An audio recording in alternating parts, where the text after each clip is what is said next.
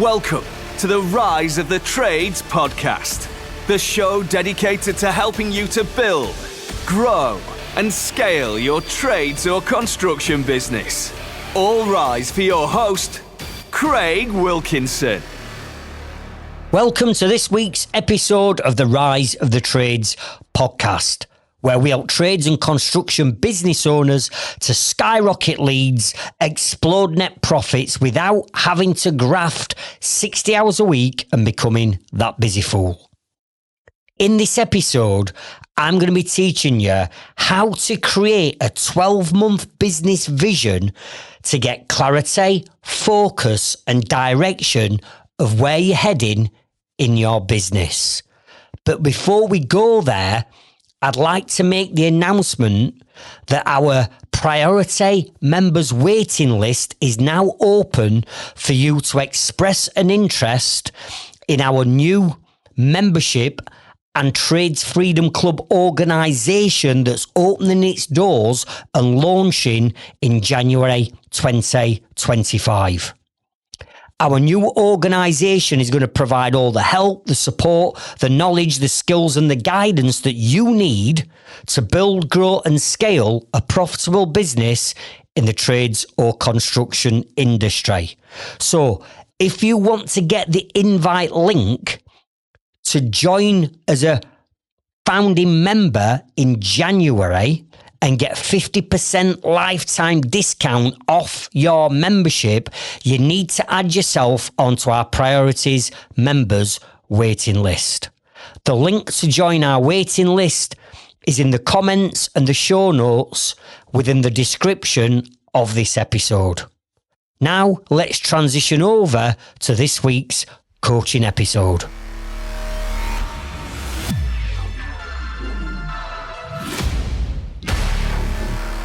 One of the biggest positive impacts and breakthroughs I had in my joinery and construction business was to simply stop all of the plates from spinning and give myself a little bit of time back to get laser focused and getting clarity and building a clear direction and a vision of where I was actually heading. Because to be honest, them first 12 years of me running my business, I were just winging it. And I were keeping my fingers crossed that what I were trying and what I were doing was going to work. Now, I was a brilliant, highly skilled joiner and I could turn my hand to any type of joinery work, whether that be bench joinery, first fix, second fix, shop fitting, I could do it all. But nobody ever sat me down and taught me how to become a successful businessman. Nobody showed me the skills. Craig, this is how you build, grow and scale a business. So, in the day-to-day chaos, and that's what it were utter chaos of me running my business and having to spin all these plates and keep all these plates spinning, wearing all these different hats in my business every day. Over a period of time, I started to lose track of the direction and the roadmap that I were actually on. And I felt like I were getting trapped and stuck at a certain level. And I'd lost all clear direction of what I was doing this for and where I was actually heading. Why? Because I was just dealing with the day-to-day shit that came with running a small, busy trades business. And even though I knew there were certain things that I had to be focusing on and working on in my business to push my business on, I just felt sometimes like I was just trapped on this hamster wheel where I got up on a Monday morning and the shit would start to happen immediately. You know, text messages and phone calls from some of my team knocking on a Monday. Why? Because they'd gone out and got pissed up on a Sunday, and then all of a sudden I've got to rearrange all my diary, contact all my customers, move my jobs around. It was just chaos. Come on, you'll know what I'm talking about. So I felt like I was trapped on this hamster wheel. And most weeks were just like Groundhog Day. I just couldn't wait to get to the end of the week.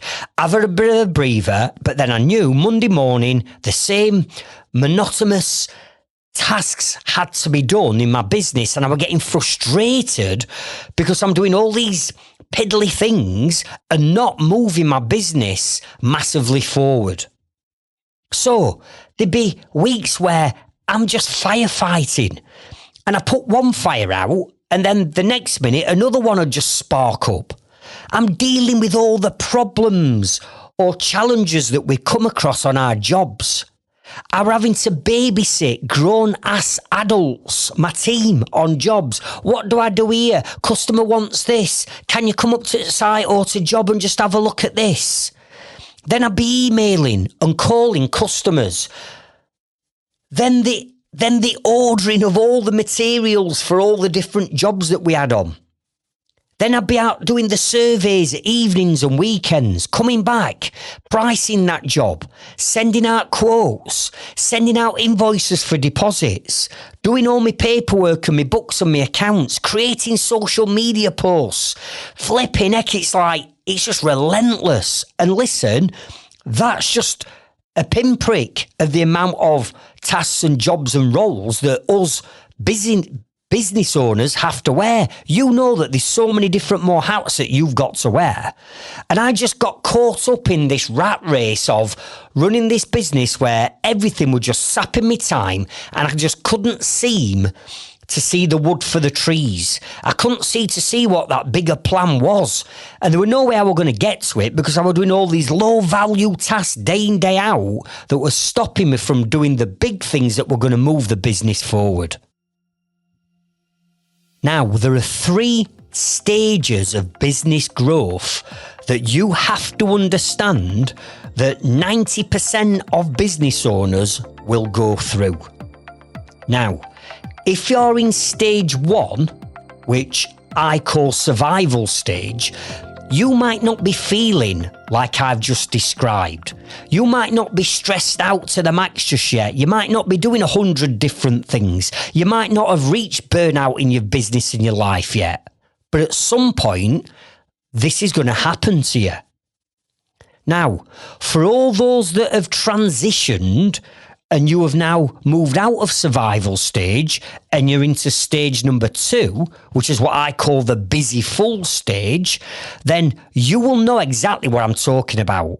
Because right now you'll be sat there going, do you know what, Craig? I'm stressed, I'm overwhelmed, and I'm overworked. You'll be working stupid hours. So you'll be on the tools perhaps all day. You'll come back home or you'll go to office. You'll stay up till 10 p.m. as a minimum at evenings doing all your paperwork because that's the only time you've got to do it. Then you'll have to put a Saturday shift in to catch up on the work that's gone wrong during the week. Then you're going to end up spending little or no time with your family, your friends and your loved ones. So what happens then? Relationships start to break down at home and cracks start to appear. You'll start to neglect your own health and well-being. There'll be lack of exercise. You'll bring in a poor diet. You'll be drinking too much alcohol at night just to numb the pain. You'll get up in the morning, you'll feel tired and fatigue will have already kicked in. And then you start to do what I did, which is like, feel like shit. I'm like, hang on a minute. I'm trying to build a business that's going to take care of me and my family for the rest of our lives. All I'm doing is graft, but I just can't seem to move my business or my life further forward. And what happened to me is I started to lose all sense of, let's say, purposefulness and fulfillment. And I started to almost fall out of love with my business and it started to piss me off. And then I started questioning myself, do you know what? Is it all worth it? Should I just pack it all in? Just go and get a job, get paid all my holiday pay, get a pension and just have an easy life? Now, the sad thing is, there will be out there right now tradesmen and women that have been grafting for years and years and years. And now this has just become a habit.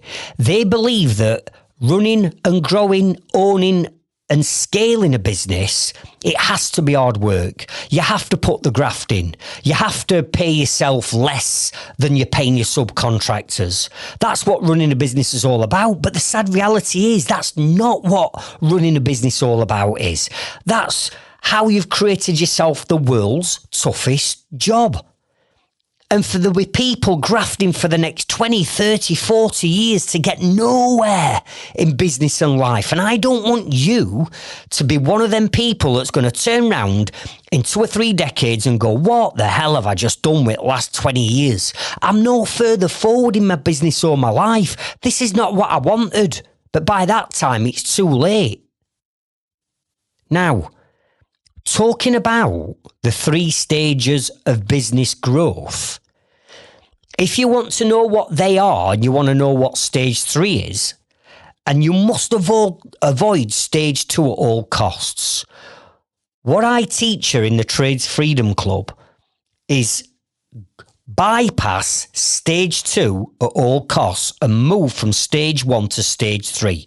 And all these podcasts and all the live events and all the online training that we do for you, all that lot is designed for you to achieve time and financial freedom by bypassing stage 2, which is busy fool. Now, if you want to know more about this, go back to episode number 2. Because in episode number 2, I share the 3 crucial stages for business growth and the warning on how to get out and avoid stage 2. You see, all we are doing by running your business the way in which I did for my first 12 years is reacting to the immediate needs of our business rather than being proactively building for the future. You see, running a business in stage 2, busy full stage, there is no clarity anymore of where you're heading because you've lost all sense of meaning. There's no how am I going to get out of this situation and what plans do I need to implement to get me out of it, because you haven't got the time to sit down and do the planning, and you haven't got the headspace because your head's all over the place. There's no strategic direction of growth on how you're going to grow this business. And all this leads you to leaving yourself feeling tired, overworked, and burnt out. And that's exactly where I was for 12 long, hard years. So either way, whether you're in stage 1 or stage 2 of your business growth, if you do not implement what I'm going to share with you in these coming chapters on this episode, I guarantee that you will end up feeling like I did, which were a prisoner in my own business. I didn't have any choice of where I spent my time. Why? Because my business controlled my time. I didn't have a choice in what I did financially. Why? Because I wasn't making profit and my business controlled my finances. Now, I don't know about you, but I didn't set up in business to work 80 hours a week and have all this stress and responsibility to have a ball and chain round my leg, restricting me and ordering me and telling me and controlling my time and money. I wanted the opposite. I was always wanting to work towards time and financial freedom in my business and life. So I knew at that point, 12 years in, something had to change. And what needed to change? Number 1 was my mindset and my approach to business. And number 2, I had to take back control of all of the things that were controlling me within my business.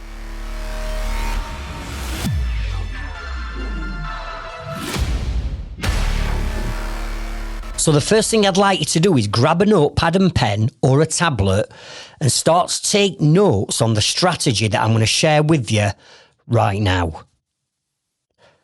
Now, I first set up my joinery business and went self-employed back in 1994.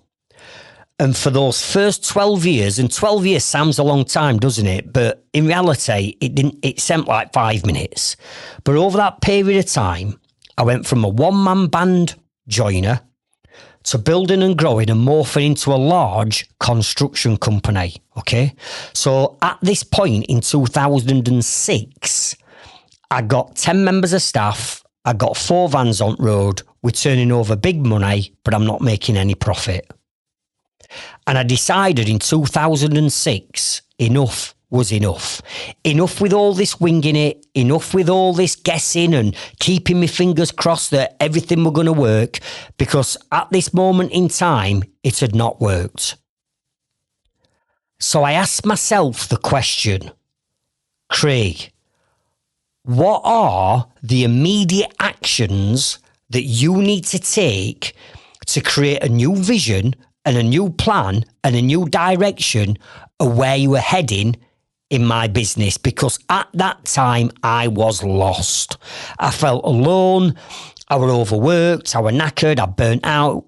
It had cost me my marriage. It wasn't a good place.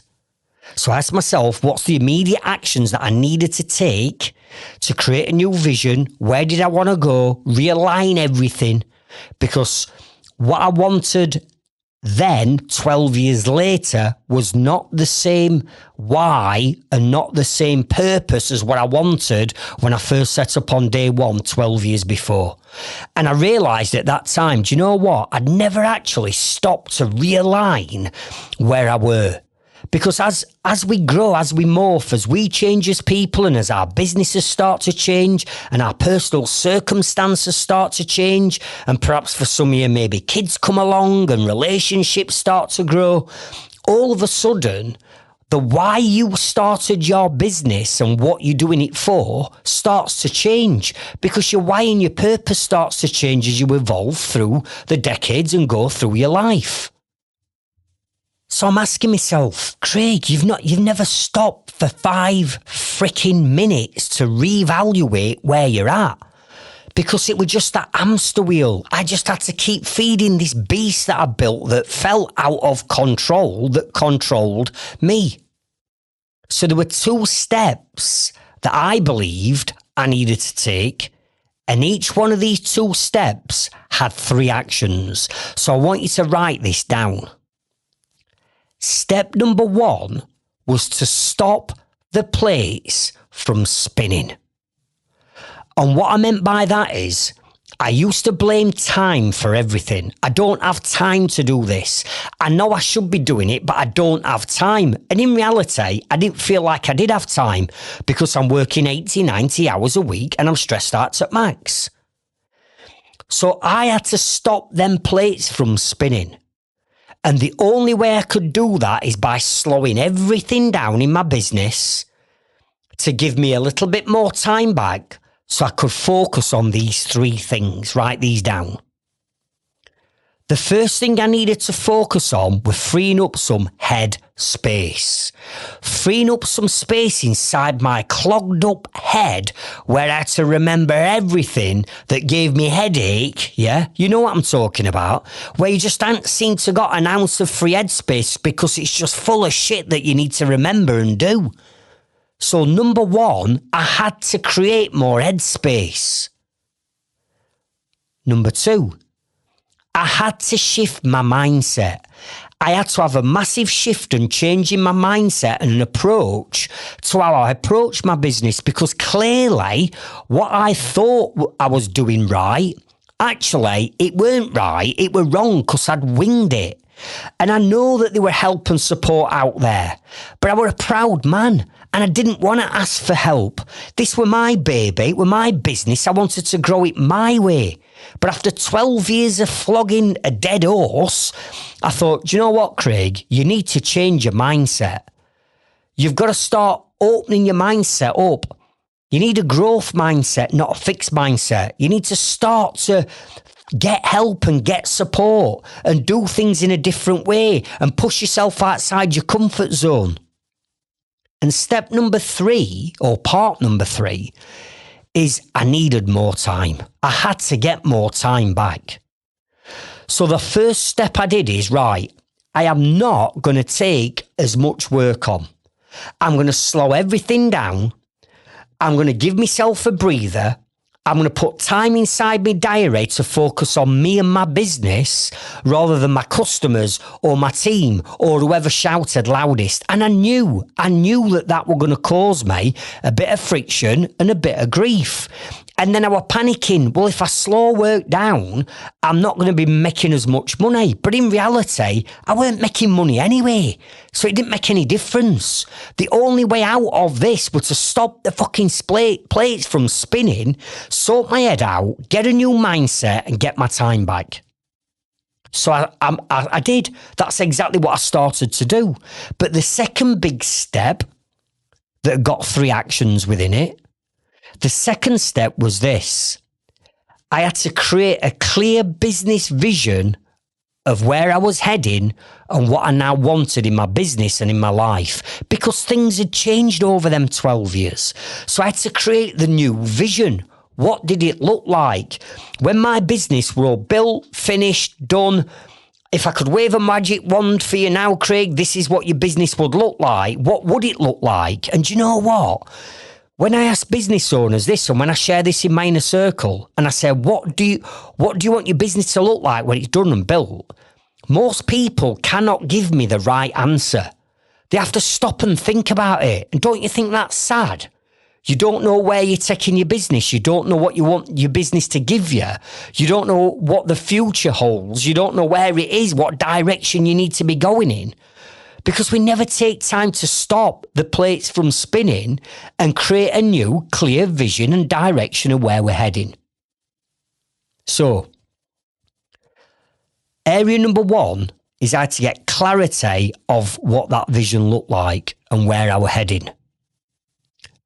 Area number 2 was I had to put some kind of 12-month vision, plan, map, blueprint together. And I didn't know how to do this. All I'd previously done is said, I want 10 vans on road. I want to turn over £1 million. I want some officers. I want an admin person. Yeah, that's about what I want. That's not a vision. That's not a vision. That's just a wish list. That's just a vague vision of what you're looking for. So I had to work out, right, if I'm going to do this and I'm going to plan this vision out, surely I can go into a little bit more detail with some more structure than that. And then the third area that I had to work on was this: motivating myself. Getting that hunger and that passion and that drive and that passion and that determination to succeed back, because my business had knocked it out of me. I'd allowed it to beat me to my knees. And I had done, and I'd lost all sense of motivation. There were some days where I'd struggle getting out of bed in the morning because I couldn't face the business and the world. That's how bad it had beat me down. And I thought, Craig, come on. Where's that drive? Where's that passion? Where's that motivation that you used to have? There's only you that can go and get it back. So what do you need to do to get yourself fired up, pumped up, motivated to achieve these goals? Now, how I created the headspace, transitioned over from a fixed negative mindset to a bulletproof growth mindset like I've got now. How did I fire myself up and get motivated and fall back in love with myself and my business? All that lot I've already shared in episode number 9. So if you go back to episode number 9, I teach you about making this shift and this transition that you need to make to go from approaching your business on how it's been approached to how it needs to be approached. And what you need to do is to open that mindset up and let all this knowledge in and step outside that comfort zone into that fear zone, then into that growth zone, then into that result zone. And I share all that with you in episode number 9. Now we've shared the negative consequences of letting your business control you and losing all sense of direction because you become a busy fool. We know what they are. And for many of you, you might be sat listening to this now going, Craig, I'm there now, mate. That's exactly where I'm at. Right. So what are the positives? What are the benefits that we can feel and achieve by setting this new vision? So let's just take a bit of time to look at some, not all, let's just look at some of the main benefits to you and your business. Benefit number 1. You are going to get that clear direction and purpose of where you're heading. You might not have got all the answers to how you're going to do it and how you're going to get there, but at least you've agreed, right, for the next 12 months, I'm going to work towards this in my business because my business is now taking a different direction. We've now bolted on other products and services. We now want to get rid of all these jobs and these customers that just seem to attract time wasters and tire kickers. We don't want any of them anymore. Maybe you've gone into renewable energy side and things are starting to change. So by setting this 12-month vision, you're going to get that clear picture, that direction and that purpose of where you're going, the roadmap and the blueprint of where you're heading towards. Benefit number 2, increased profitability. And what I mean by this is, when we get some clear vision of where we're heading, we can start to free up some time and free up some space to start looking at the numbers in our business. How can we increase our gross and net profit margins? How can we avoid overpaying on taxes? Can I set up a private pension so I can transfer some of my corporation tax money into a private pension? Can I start to learn how to price jobs correctly? Do I know what my overhead contributions are? Can I read my balance sheet? Do I know what break-even figures I need to be at? You see, you know deep down that you should understand all these numbers in your business, but because you're firefighting and you don't get 10 minutes to sit down and run through them, you ignore them. And when you start to ignore the numbers in your business, over time, the numbers get worse.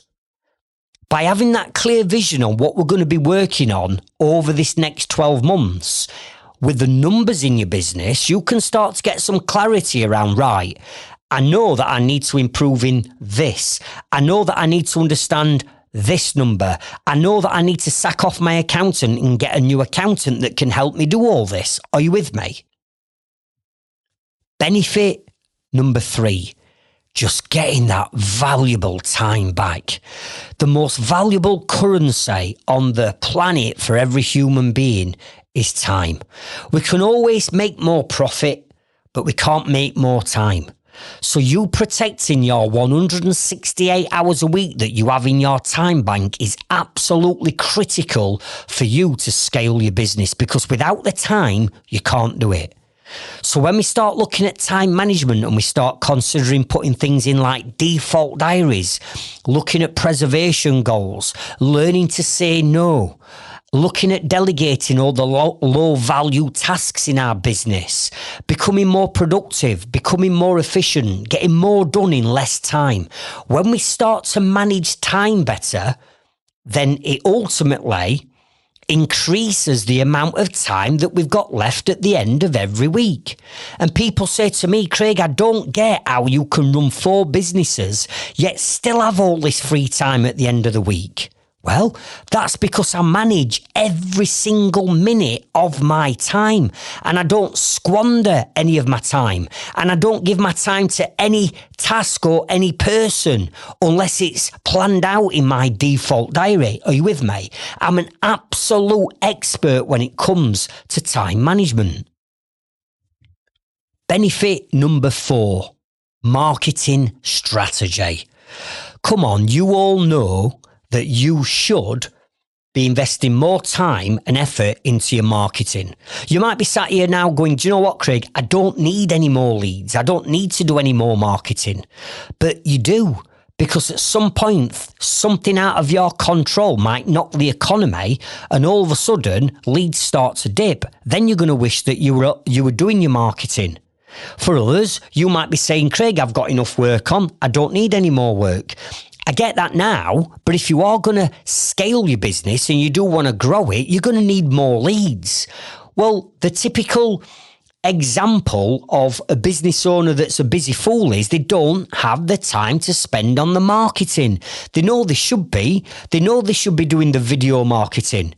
They know that they should be improving on the website. Or they know that they should be looking at keyword research for their SEO. or they know they should be doing blog articles, or they know they should be doing lead magnets into email and SMS marketing campaigns. They've heard of it all and they know it all, but they're not getting time to spend on the marketing. And let's face it, for you guys that are busy now who are saying, I don't need any more work, is every single job you're doing right now profitable? Is it all coming from what I consider to be pre-sold, ready-to-buy customers or clients that are prepared to pay you more than anybody else for a top-quality job? Because for some of you, you're doing jobs that you shouldn't be doing because they're not profitable because you're marketing to the wrong target market. So you're attracting leads that are keeping you and your business busy, but you're not making any money because you're attracting the wrong leads, the wrong target market. Are you with me? Benefit number 5 is the systems and the procedures within your business. You know that you need to have software, apps and systems and automation and CRMs in your business to make it run like clockwork.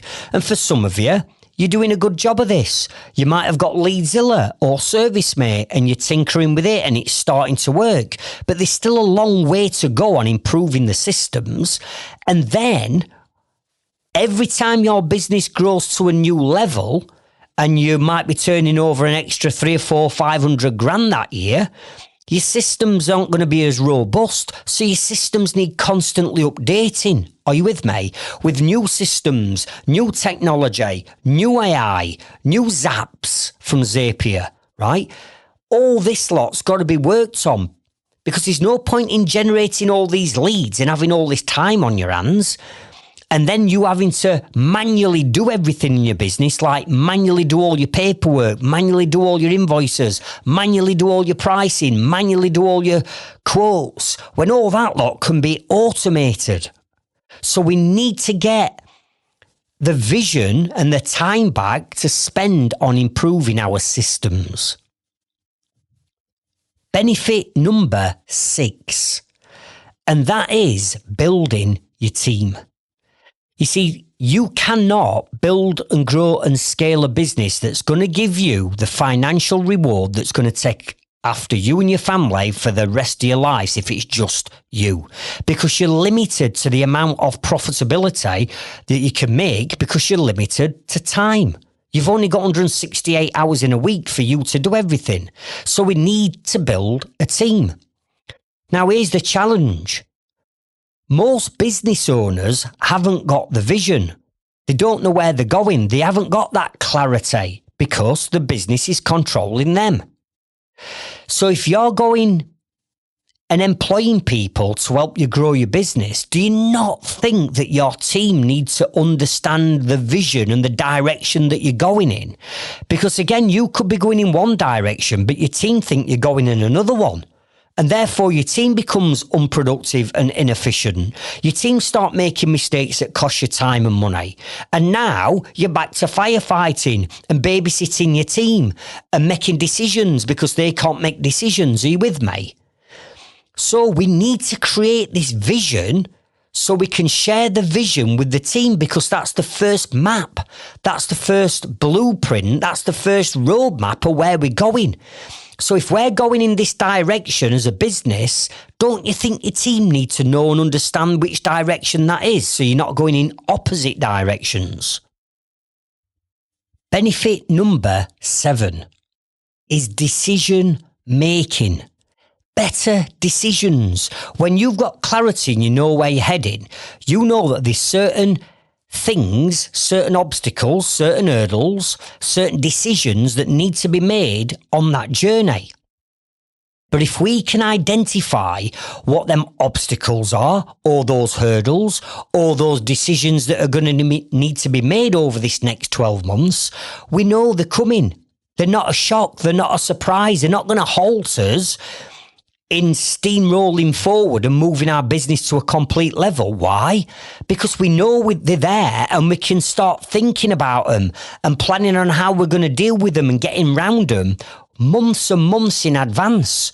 So it helps you make better, quicker, faster decisions, and we're not sat there procrastinating for weeks or months on end that stalls us and stops us from getting to where we want to be.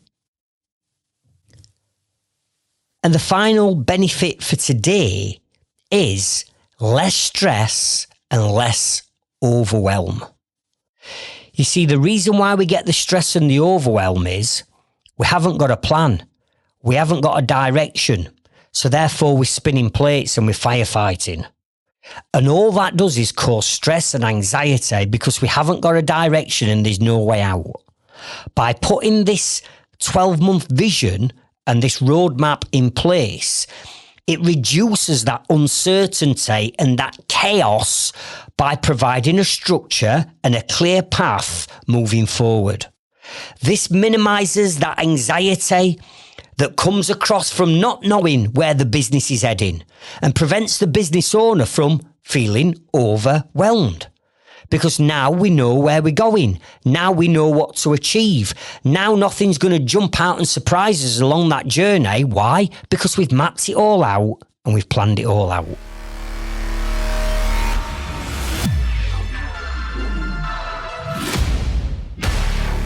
So our starting point right now is to create a version 1 of your new 12-month business vision.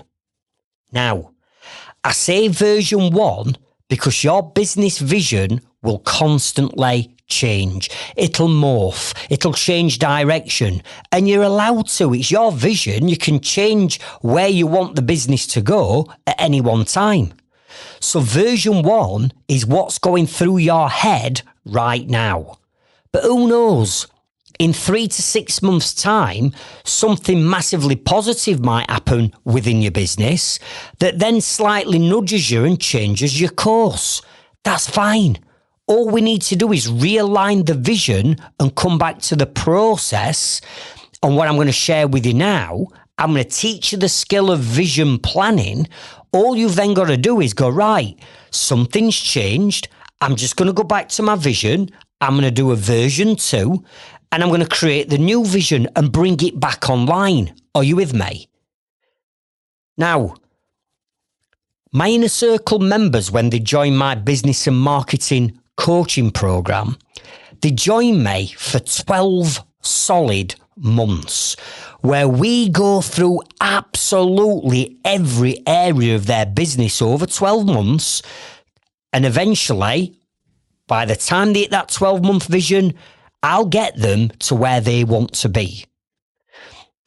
And the very first morning, the very first exercise that we do on the entire inner circle, right on the first 4-hour session, right at the very beginning, is we do this vision process.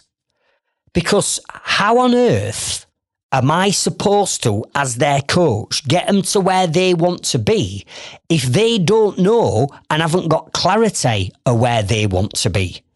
I can't get them someplace where they don't even know exists. And then on top of that, they need to understand where they're heading, so they've got clarity. And then their team needs to understand where they're heading, so that vision is then shared with their team. And we sit down and we spend a full 8 hours, a full day working through this business evaluation and this business vision. So they've got clarity as a version 1 of where they're heading. Now, what's interesting around this exercise is this. We create version 1 on day 1 of the program. What we then do is halfway through the program, around between months 6 and 7, we go back to the vision and I say to them, right, read your vision on where you were just literally 6 months ago. What's changed? And every single one of them go, wow, Craig, well, number one, I didn't realise I'd achieved all of that were on my vision.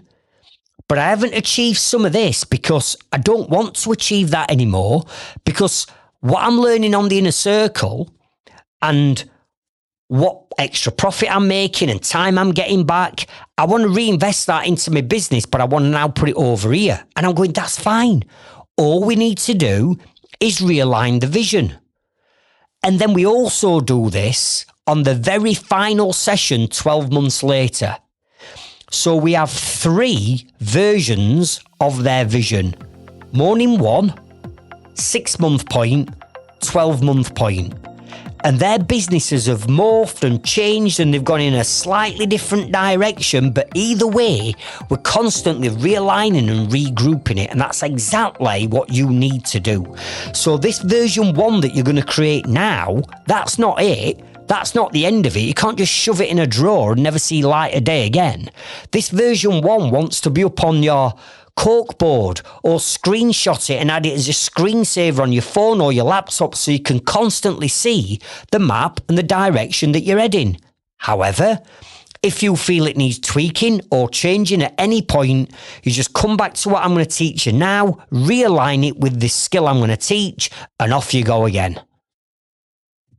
So again, grab your notepads, pens and tablets and let's get stuck in.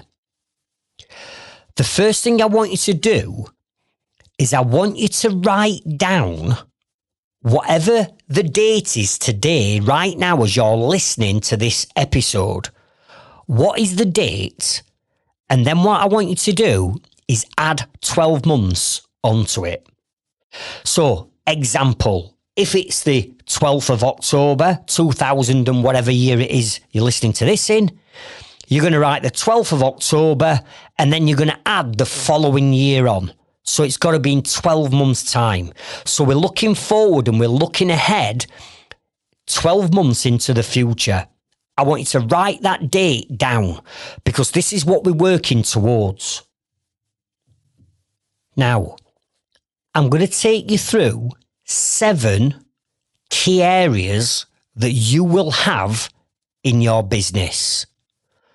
And what we're going to do in each one of these 7 areas, you're going to write down specifically what you know you need to do over the next 12 months to get your business to the vision of where you're heading. Okay? And in each one of these 7 areas, I'm going to be saying to you, right, where does your business need to be in 12 months? And the reason why we're doing this for 12 months, by the way, not 3 or 5 years, is when you're starting off to do the vision planning like this and you've never done it before, what's the point of doing it for 3 to 5 years' time if we can't even nail the first 12 months? So I bring this date forward, it's 12 months in advance. I'm going to give you 7 areas and I'm going to walk you through and give you some examples of each of these 7 areas. And then I'm going to be asking you to write down in 12 months' time, where will your business be or where does it need to be within that 12-month time in each of these areas. And then together, these 7 areas combined is now going to create you your new 12-month vision. But what we've not done is just pluck something out of fresh air and wrote some random stuff down. No.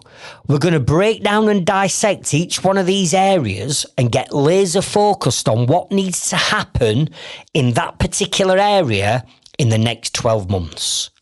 And by dissecting your business down into these 7 key areas, we're going to focus on the most important 7 areas of your business.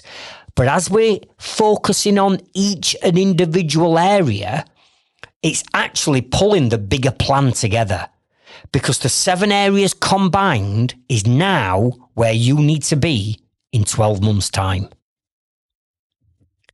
Now, as I say to my inner circle members, you're going to write down where you want to be in each area, but you're going to write it as though you've already achieved it, right?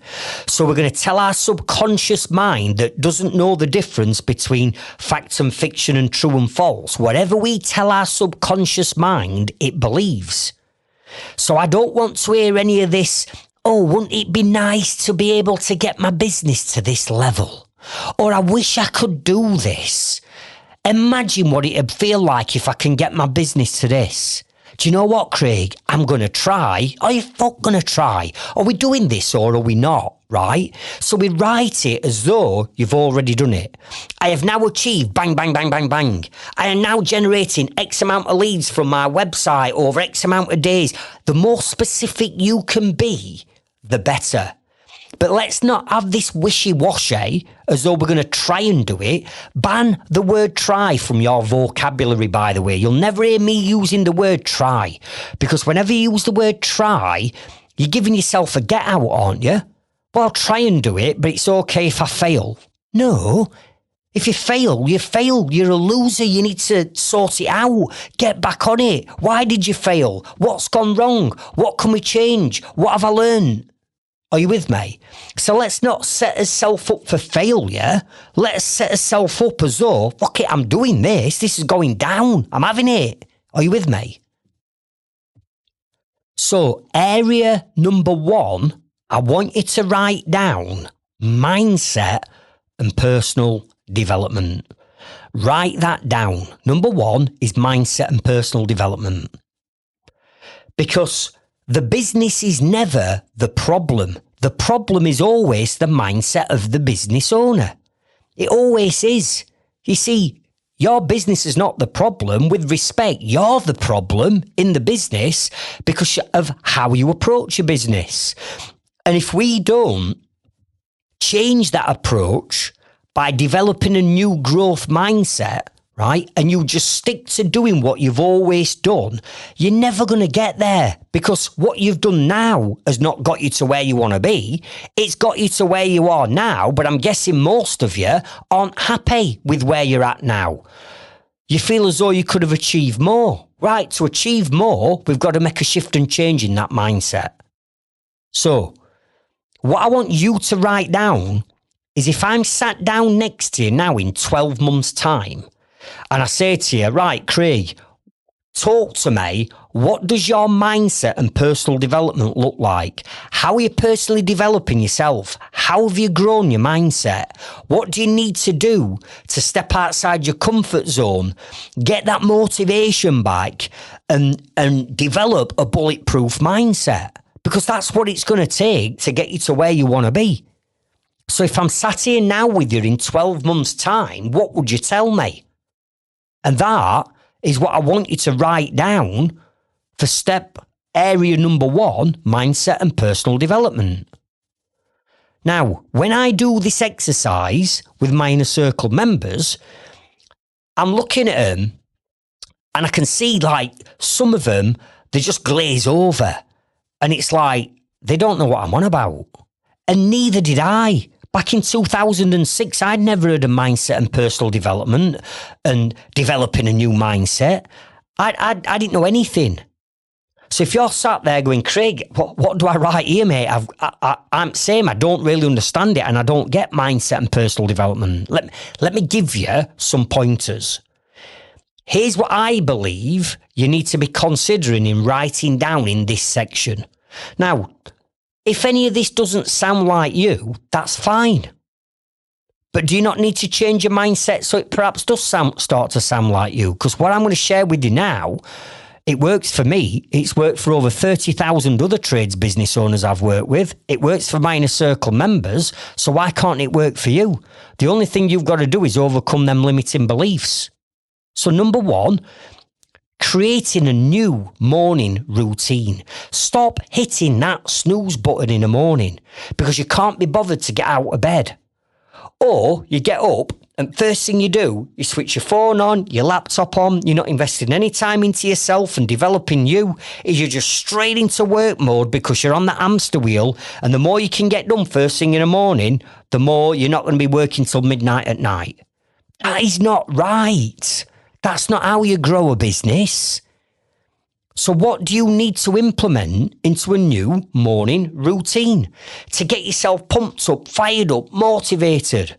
My inner circle WhatsApp groups, my accountability groups, I put messages in there and videos in there at 4:15 in the morning because I'm up. It's game time. It's game on. Whilst most other lazy so-and-sos are still hitting snooze button at 7 o'clock because they can't be asked to get out of bed. I've nailed my morning routine. I've worked on myself. So what do you need to do or change in a morning to get yourself pumped up, fired up, motivated? Let me share some of the things that I do, and then I'm going to give you a podcast that goes into this in a lot more detail. I complete a gratitude journal in the morning and I write down everything that I'm grateful for and my intentions of the day. I say affirmations, little mini statements over and over again inside my subconscious mind. Because remember, whatever you tell your subconscious mind, it believes. I do some light meditation, do 10 minutes of meditation in the morning to clear any negativity that might want to hit me first thing. I set my goals for the day. I'm listening to motivational and educational content on podcasts, audiobooks, YouTube. I get up in the morning, I've got a strict routine. I've got my health and well-being. So I get up in the morning, first thing I do, I go to the gym and I exercise and I get that blood pumping and I work on developing me. While I'm exercising, I'm listening to motivational educational content. I don't eat shit anymore. I've sorted my diet out so I'm not feeling sluggish because I'm constantly eating crap like I used to. I've stopped drinking alcohol. For those that have been following me on my journey, I've been almost 2 years without a drop of alcohol. And my goodness, what a difference to your life not drinking alcohol makes and getting yourself in all them pickles and states like some of you will be. It's just transformational. So what I'm saying is, since 2006, I've developed a new morning routine where I bring my mindset and my personal development into it. I now spend time with hobbies, doing things that I enjoy doing. I have time inside my default diary for me time to spend and work on me. Are you with me? So if I'm sat here now with you in 12 months' time, and I say, right, what are you doing for your mindset and personal development? What are you doing? Because I've just scratched the surface of what I do there. I do a lot more than that, and my inner circle members are doing a lot more than this, right? So what are you doing to develop yourself? Because you're the key to success, not the business. The business is never the problem. The problem is always the mindset of the business owner, i.e. you. So you've got to work on you and growing you before you can grow your business. Because along that journey of growth, new levels bring new devils.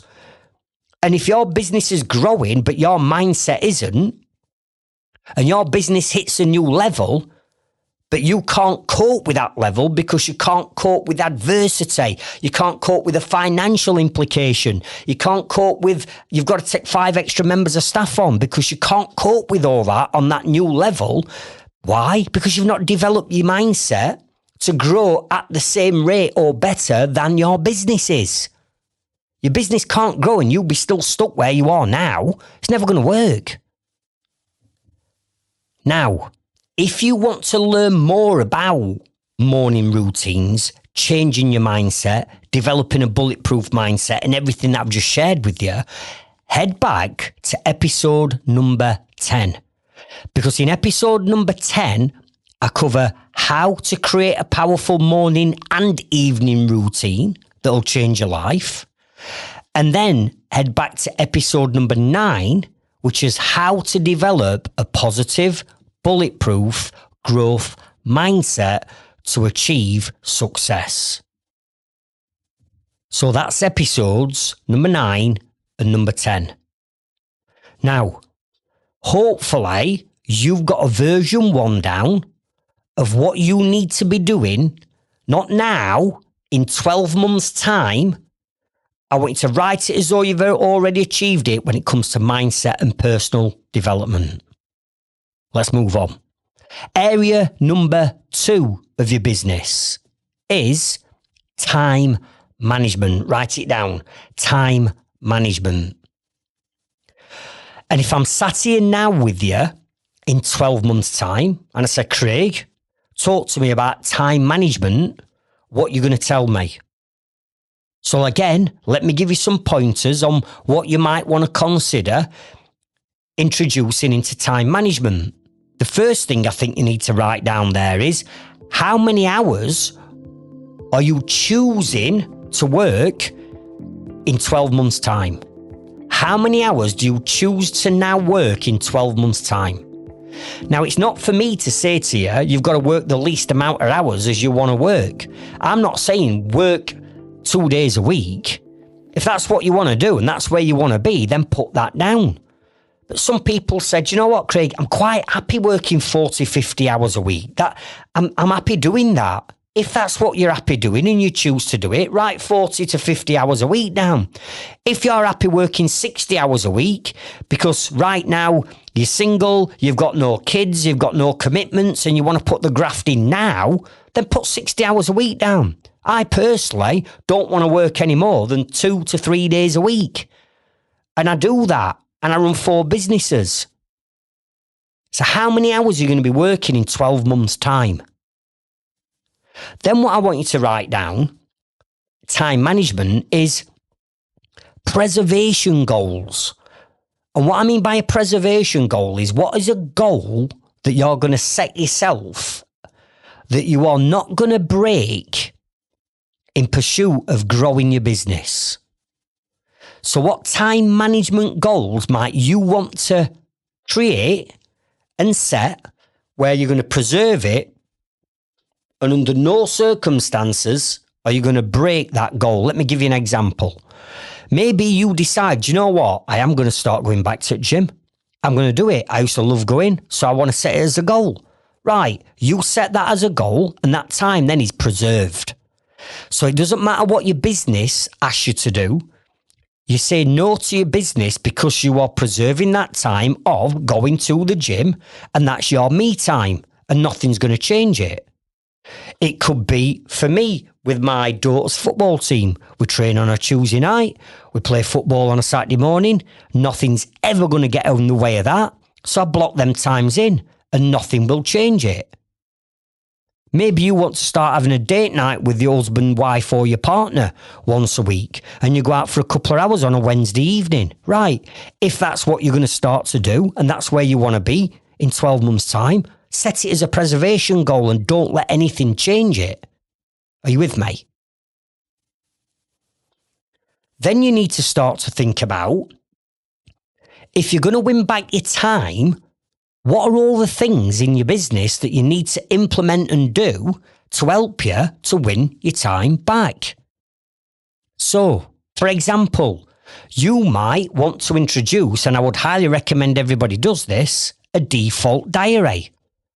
A diary where you put you run your entire business and life through a diary, and you plot every minute of your time that you're going to invest into your diary, and you let your diary run your business and your life and your time.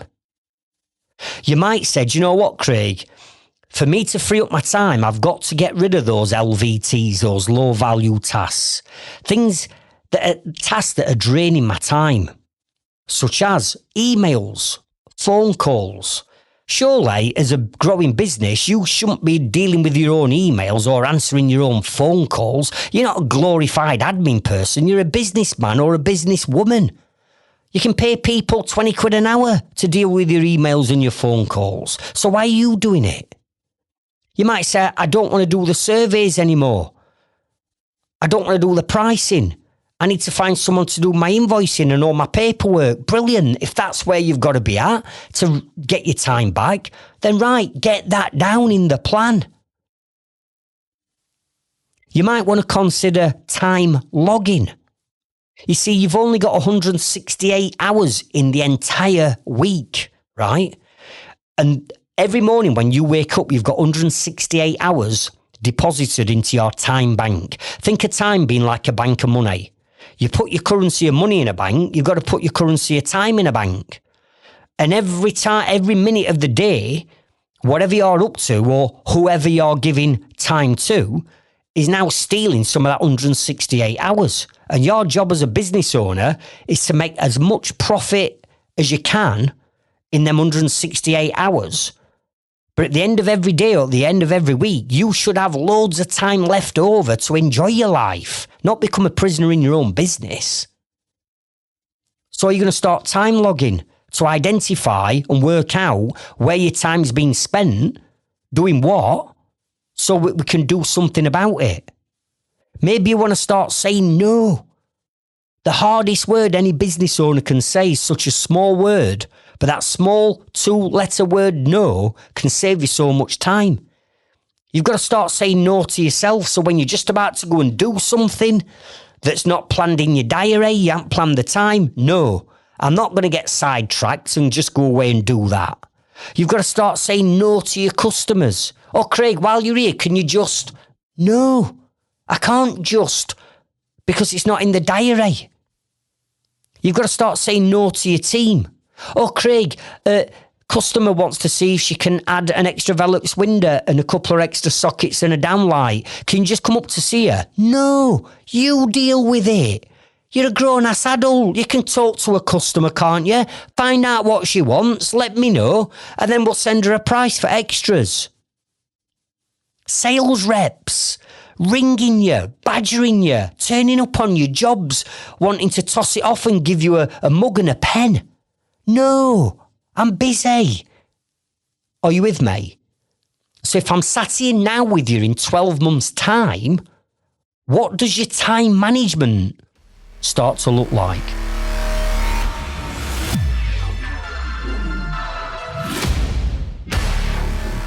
Area number 3. Marketing strategy. Yeah, marketing. If I'm sat here now in 12 months' time, what have you done during this 12 months to improve the quality of your leads coming in? How are you vetting your leads? How have you got your conversion rate up? How are you converting more profitable leads from pre-sold, ready-to-buy customers and clients? So, how many leads are you now generating? How are you tracking your leads coming in? Where do you know where the leads come from? Are we lead source tracking like you can now do inside Leadzilla?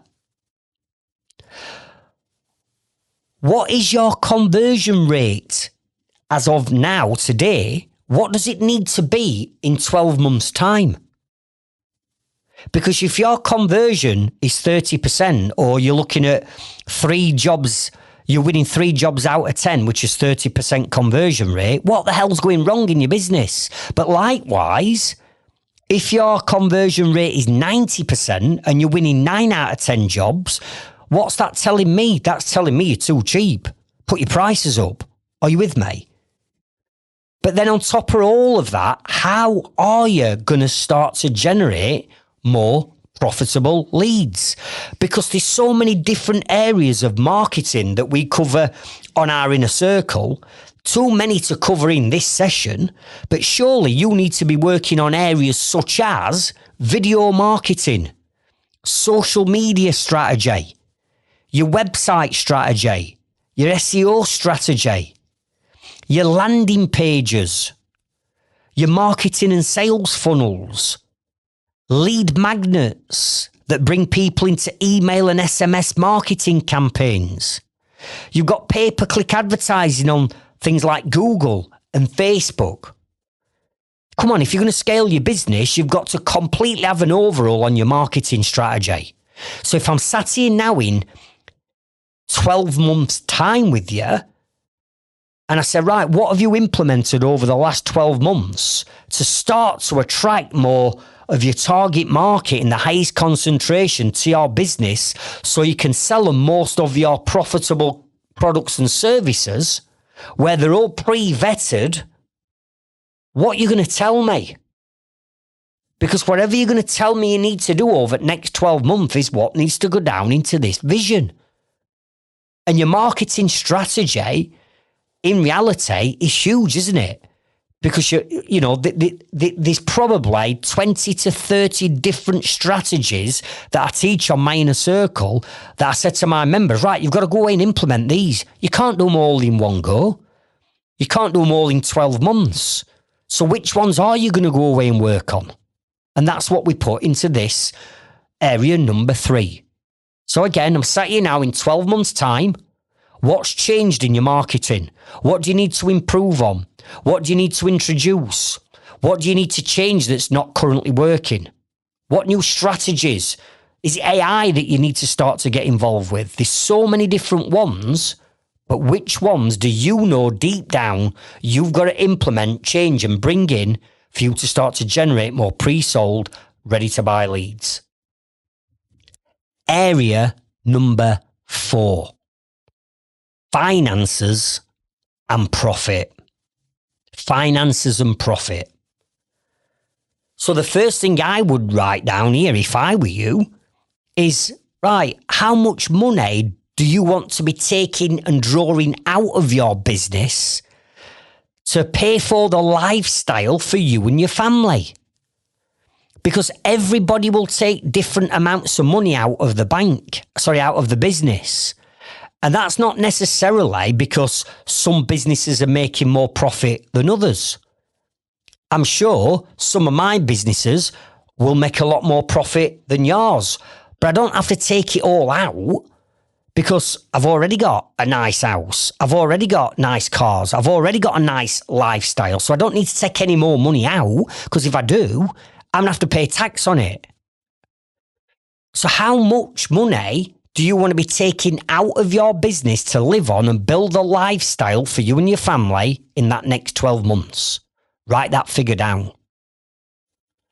And then what I want you to consider is, if I want to take X amount of thousands out of my business each year or in 12 months, what might your turnover need to be for you to allow you to take that money out? Then, what is your gross profit margin need to be and coming at to allow you to take that money out? How much net profit do you need to make in your business to allow you to take that money out? So, think about it. You start off with your sales. That's all the invoices clubbed together over the next 12 months. That equals your turnover. But then off your turnover, you've got labour and materials to come off. Once you've taken the labour and materials that you've had to pay in this 12 month off your turnover, that leaves you with gross profit. But then we've got all our overheads and all our running costs of our business. So by the time we've taken off all the overheads and the running costs of the business, off the gross profit, that then leaves us with net profit before tax. But then you've got all your taxes to pay. You've got your self-assessment tax. You might have got a P11D tax. You might have got corporation tax to pay. You've got a pension to contribute towards. By the time you take that lot off it, what's left? Because it's that what's left that you're allowed to draw down on to live off. Are you with me? So we need to be looking at, if that's how much I need to take out, what's my turnover, what's my gross profit, what's my net profit, and what's my net profit after all the taxes have been paid, and that's what I'm left with. That's yours. We also need to be thinking about break-even figures when we're pricing jobs, or how do I work out my hourly rates correctly when I'm pricing jobs? You also should be considering introducing a cash flow forecast, where over the next 12 months, we're looking at your sales and predicting them. We're looking at your gross profit and net profit and overheads, and we're looking at what's coming in to your bank and what's going out of your bank to give you either a positive or negative cash flow forecast that's going to help you determine when you can afford a new website, when you can afford a new van, when you can afford to bring a new team in. We need to be looking at your balance sheet if you're a limited company. And if you're not a limited company, you need to be looking at being a sole trader. What do you need to do to become a limited company? What's the tax benefits? What's the implications of going from a sole trader to a limited company?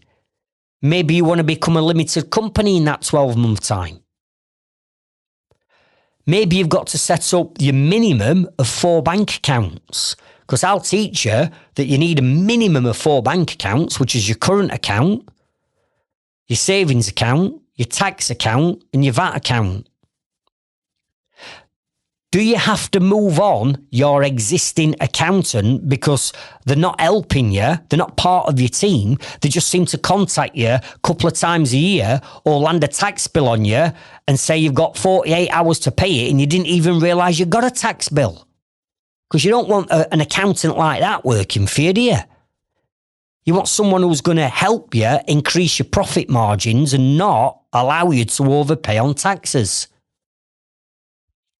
So what numbers do you need to know in your business over this next 12 months to allow you to say, right, in 12 months' time, I want to be taking 80 grand, 150 grand, 200 grand, 800 grand. I mean, I wouldn't advise that because you're going to get hammered on tax, but hypothetically, you know, how much money do you want to take out? Because all this lot boils down to the numbers in your business. So come on, I'm sat here now. In 12 months' time, you've got to create that vision of what all that looks like from a case of your finances and your profit. Now, if you want to know more about gross and net profit margins and have them fully explained to you and how you work out these numbers, head back to episode number 7, where I teach you how to work out your gross and net profit margins to help you to make more profit. Area number 5 is systems and procedures. Systems and procedures. And what I mean by this is you need systems in your place to allow your business to start to run like clockwork without you having to manually do everything. We're talking about systems, software, CRMs, apps, AI. All these are systems that we need to implement into our business so it runs like clockwork, so it starts to free up our time. We can put a system in place so we can then delegate how the running of that part of the business runs to somebody else. So if I'm sat here now and I'm saying, right, in 12 months' time, what are the systems that you're going to have in place in your business and what area of the business are they going to manage and look after? What are you going to tell me? What do you need? And for me, if I just give you these 3 recommendations, I suppose, or things to consider, in every trades or construction business, there's a minimum of 3 types of systems that you're going to need to run your business. And I break these down into what I call a customer journey. So if you think of a customer journey, the first port of contact usually for a new customer is you get a lead in. The lead comes in via your website, a form on your website, or a vetting form, or an email, or a text, or a WhatsApp, or a referral. Either way, the lead comes in. So if we start the customer journey from the point where the lead comes in, what software are you going to need to manage all of the leads coming into your business? And then don't forget, when the lead comes into your business, that's the end of your marketing strategy. Your marketing strategy is designed to generate your lead. So when the lead comes into your software, the marketing stops, but what does start and what does pick that up is your sales process. So we need a marketing and sales system that's going to manage your entire marketing and lead generation.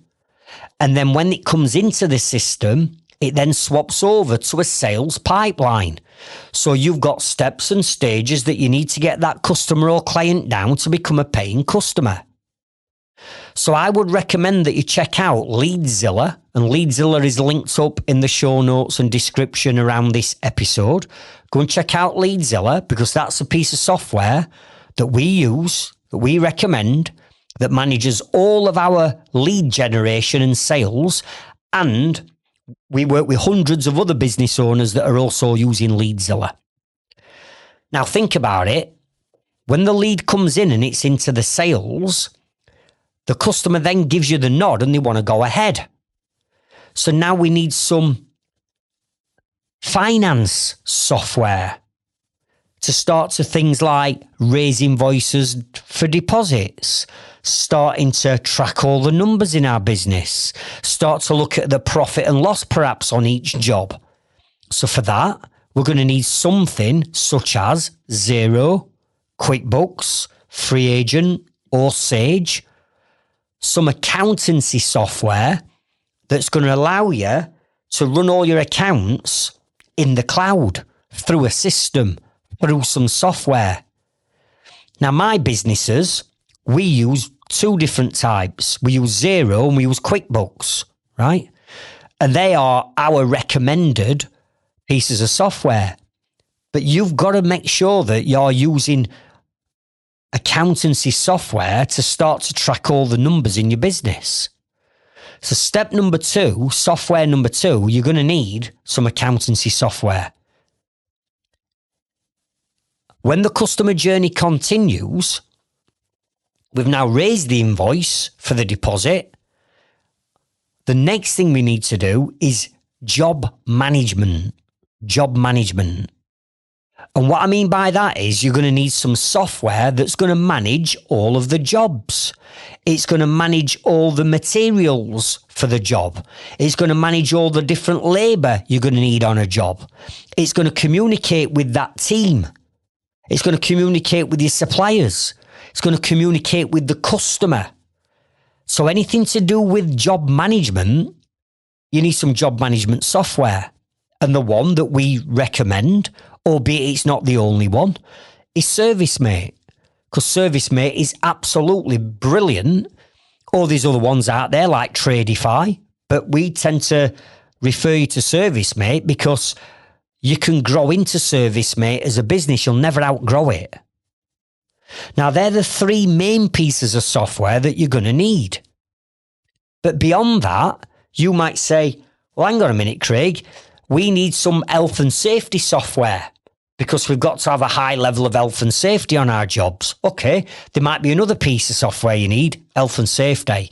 For you guys that have got bigger teams, maybe 15, 20 employees, you might have some HR software where you log in to log people's holidays and the contracts of employment and all that. So I'm not saying that Leadzilla, Xero, and ServiceMate are the be-all and end-all, because you might need other bits of software.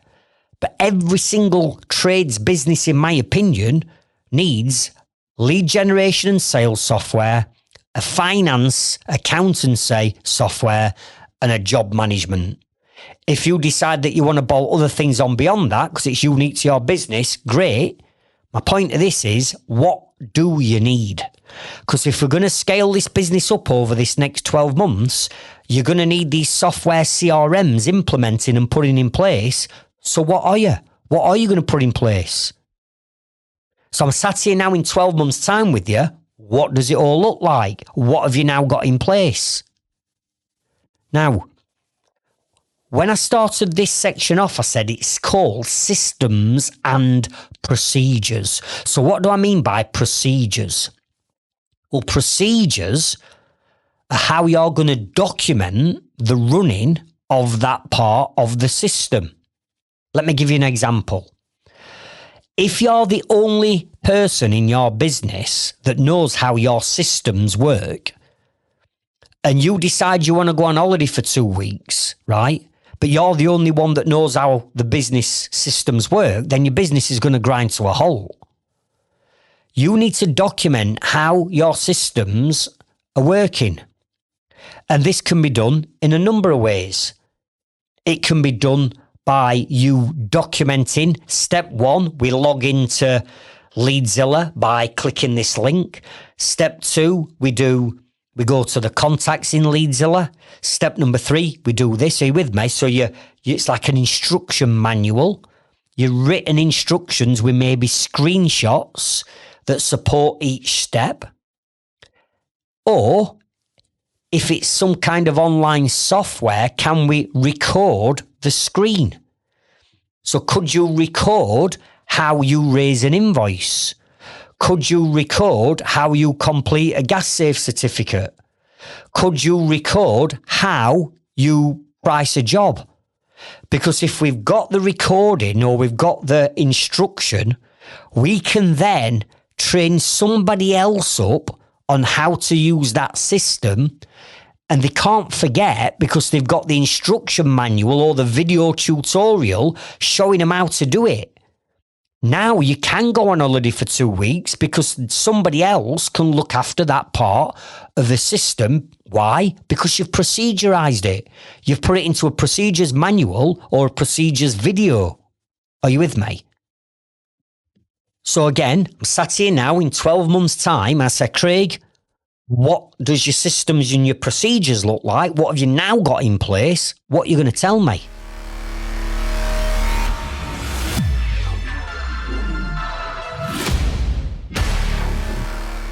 Area number 6 is called building your team. I've already alluded to that it's going to be difficult for you to grow a business if it's just you on your own. Trust me, I tried to do it years ago and it almost killed me. And you might be there saying, Craig, do you know what? I'm just happy, just on my own, rattling around in my van, earning whatever you're earning a week, and I'm happy with that. I understand that, but you're still going to need some form of team around you, whether that be an accountant, whether that be maybe someone to help you with your marketing. There's always more than one person involved in a business. But particularly for you guys that are serious about, growing your business over this next 12 months, the first thing I'm going to ask you is this.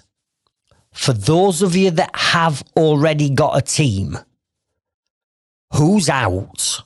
Who needs to go, right? And I know that sounds a bit strong, but there'll be lots of you listening to this now that's got a team and you're carrying someone. You're literally carrying them. And for whatever reason, you've not moved them on yet. And that's because usually I can't find anybody else. So I'm sort of like putting up with them, which is absolutely ridiculous to do because then they own your relationship. You're basically saying, I'm going to let them take the piss. I'm going to let them do the job not right. I'm going to let them get away with murder.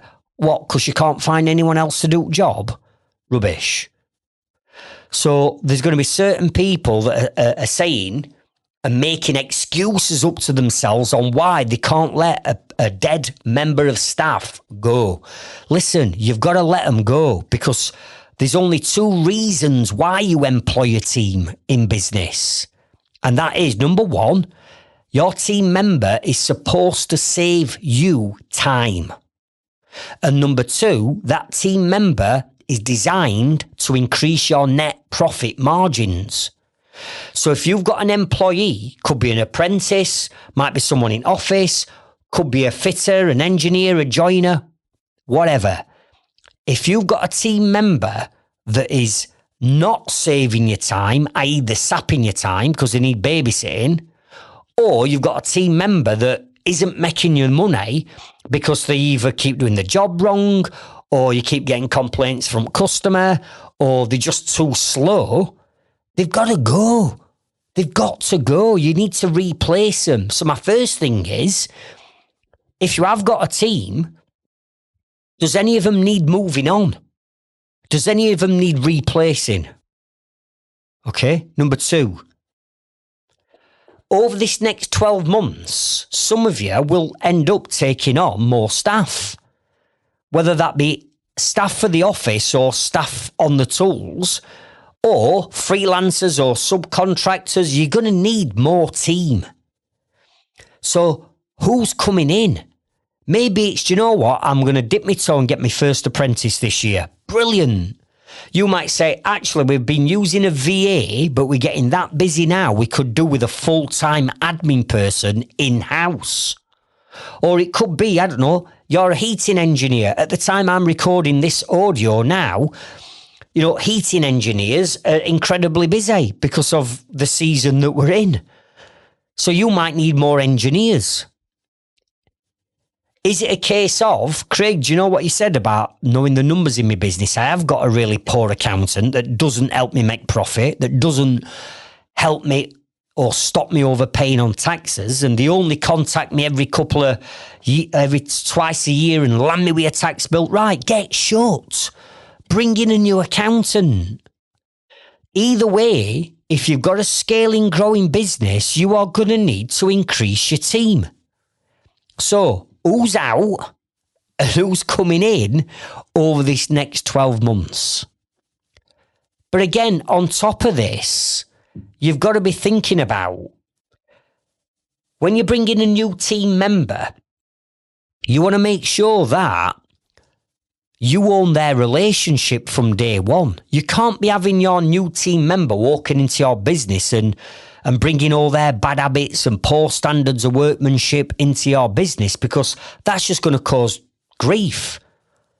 So what we need is these 4 foundations that I teach to building the ultimate team that's trustworthy, reliable, honest, hardworking, that's got your back, that wants to help you build your business. They're out there. They are out there. You just got to get them. You've got to find them. But when you find them, you must do this. Number 1, this vision that you're starting to create now as a version 1 needs to be shared with your team. Because if you want your team to help you get to this part of the map, of the journey, they need to understand where they're heading. So you need a vision statement. And this version 1 of what you're creating now is a fantastic version 1 to start to share your vision. Number 2, you need what we call a mission statement. And a mission statement is not what it looks like. That's the vision. The mission is, what are all the steps that we need to implement into our business over this next 12 months? What are all the new changes and the positive changes that we need to make to help us reach that destination of the vision? So the mission is the steps that's needed. Now you might look at this and go, well, hang on a minute, Craig, if I go back to my marketing, for me to get to where I want to be, I know I need a new website. Right, brilliant.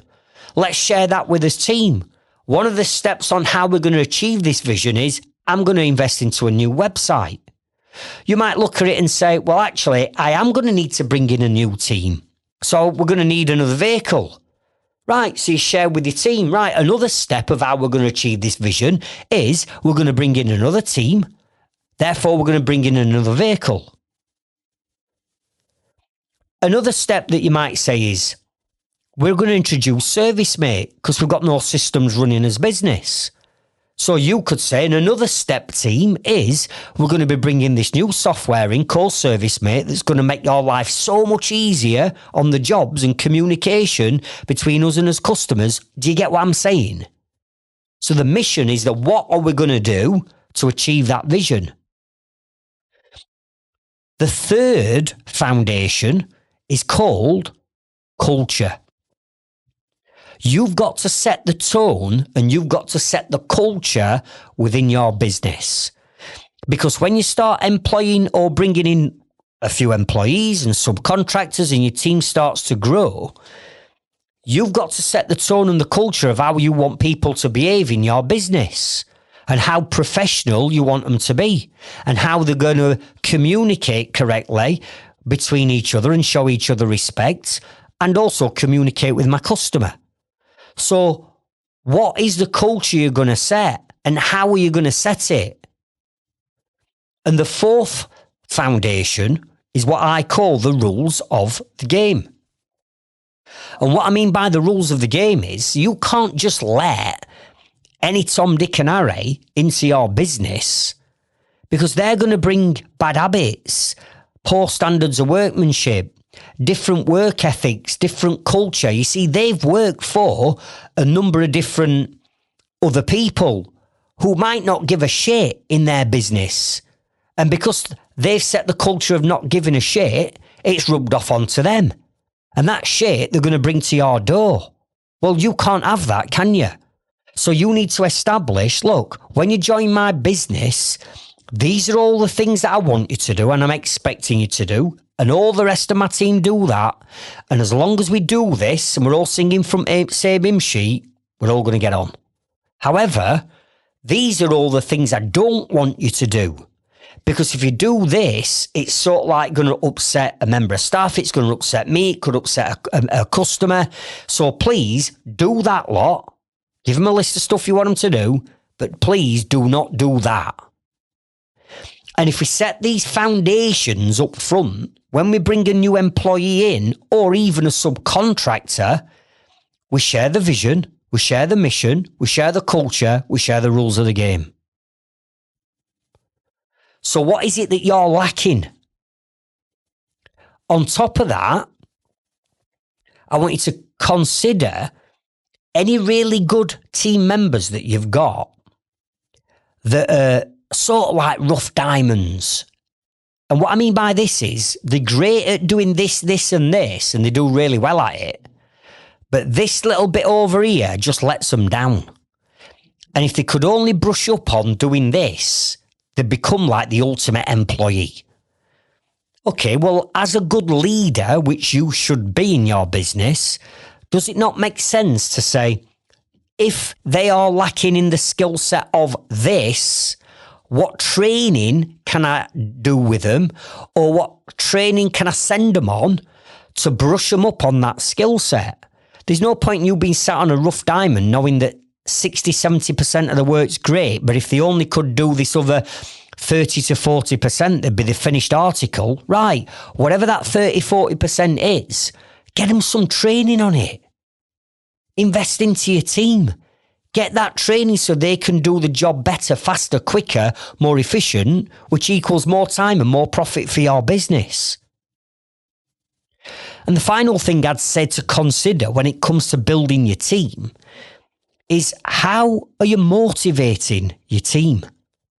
Because you're the business owner and there's times where you get demotivated and it's your flipping business. So your team's bound to get demotivated. So what are you doing to motivate them? What are you doing to incentivize them to stay as motivated as they can? Are you doing team building days and team bonding days? You look at what I do with my teams. We've done absolutely everything from meals and nights out where we've even invited the partners. And I'm not just on about at Christmas do once a year. We've done abseiling off of viaduct cliffs and bridges over the top of a river to put them outside the comfort zone. We've done boulder hopping. We've done army assault courses. We've done escape rooms. We've done go-karting. We've done all of this to keep our team and our staff motivated and morale up, because I understand that a good leader will keep the team motivated and incentivised. And when I mean incentivised, if there's certain things that you want your team to do, right, incentivise them to do it. Right, I tell you what, team, this month we'll have a little game, right? And the game is the first person to get 10 5-star reviews this month, you're going to get 50 quid, and I'm going to let you finish at 1 o'clock on Friday. Do something like that and make it a bit of fun. And then you can have a little WhatsApp group going that says, oh, Jimmy's in front. Anybody going to get 2 reviews today to take Jimmy over? Are you with me? Have a bit of fun with it. But you cannot build and grow a successful business without building and growing a successful team. So if I'm sat here now with you, 12 months' time, what does your team look like? Who's out, who's in, and what measures have you put in place, i.e. the 4 foundations, to make sure that team member comes straight into your business and sits in there like a duck to water and starts to save you time and make you money immediately. And the final area, number 7, is called your sales process. Write that down. Sales process. Now, what I mean by this is, how are you going to increase the amount of sales that you've got coming into your business? How can you win more jobs? Because for some of you, you don't necessarily need more leads. You just need to convert more of the jobs that you're losing. And let me share this one with you. When people use this objection on why they've not gone with you, 9 times out of 10, this is not the real objection. So who gets this? Do you know what, Craig? I'd love to go with you. You know, we really would. However, we've already had a cheaper quote. And we've looked at the work and we've already given them the job and we're going with them. Why? Because it's a cheaper quote. Half the time, that is not right. Half the time, you have cocked it up yourself by doing something or not doing something and saying something at the right time in the sales process. And what I mean by that is what they really want to say to you is this: Craig, you promised me you'd get back to me on Tuesday at 4:00 with my quote. It were actually Friday morning when you got back to me, and I had to send you 2 emails and ring you up 3 times. And every time I rang, it clicked to your voicemail. That's what they want to say, the reason why they don't want to go ahead with you. Or they want to say, well, Craig, when you came to see me, you never shut up. And you just went on and on and on about stuff that weren't important to me and Frank. We already knew that. You didn't tell us all the things that we wanted to hear because you never took 5 minutes to stop and ask us as customers what it is we wanted to know. You just talked a load of nonsense. We didn't get on with you. It's them type of things that you will be doing and saying or not doing and saying at the wrong times that's losing you the sale. But the easy objection for people to say to you without telling you the truth is, we got a cheaper quote. Because 9 times out of 10, you will not find out who gives you the cheaper quote. What was in the cheaper quote? Can you send me a copy? You'll not do anything to try and deal with the objection of price. You'll almost go, okay then, and move on. And on my inner circle, these 2 people that I tell you to become on day 1. And you ask this to any of my inner circle members and they'll tell you what it is because I embed it in the subconscious. Number 1 is, before you can be the tradesperson and get your tools out of the van, you first in today's day and age must become what I call a content creator.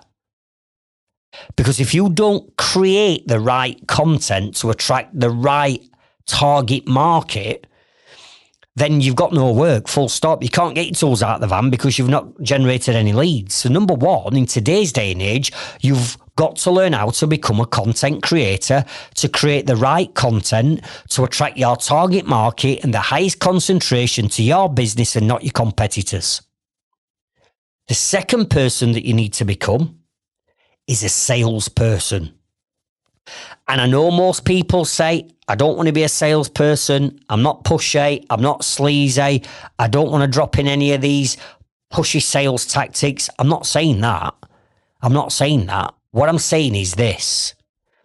What is the point of you doing everything that we've covered today, doing everything that I share on these podcasts, building a business, working the hours you work, employing team, putting the systems in place, spending all this money and time and effort on marketing? What's the point of doing all of that for you to go and cock it up at the final hurdle, which is sales? And the reason why you cock it up is because have you ever had any professional sales training? And usually when I ask that question on my inner circle, right on day one, there might be one person out of 20 people that says, I've had sales training. Do you not think, as a business owner, it's in your interest to learn some little clever sales tips and techniques? Nothing pushy, nothing sleazy. You're not going to put anybody under any pressure. But don't you think it's advantageous to you to learn some little sales techniques just to be able to manage that sale and get it over the line? So I said there's two people that you've got to learn to become. One is a content creator, the other one is a salesperson. And when you start to generate more profitable leads coming into your business because you're targeting the right target market, and you learn how to convert most of those leads because you've had some sales training and you know what to do and say at the right times, you will start to skyrocket your business. So, with that in mind, do you need to get some sales training over the next 12 months? And that answer to me has 100% got to be yes, I have. We also need to make sure that we're learning on things like how to build rapport.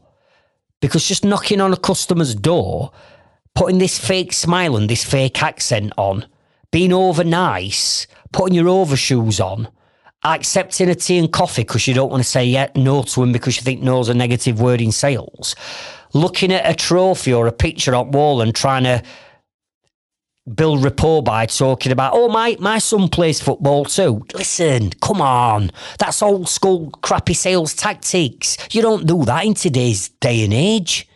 Come on. So how are you building rapport?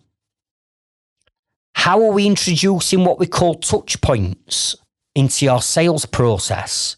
In other words, you've got an opportunity at many different times to communicate with the customer and build what I call know, like, trust and confidence. Because when you can build know, like, trust and confidence into your sales process, then that generally equals a sale, right?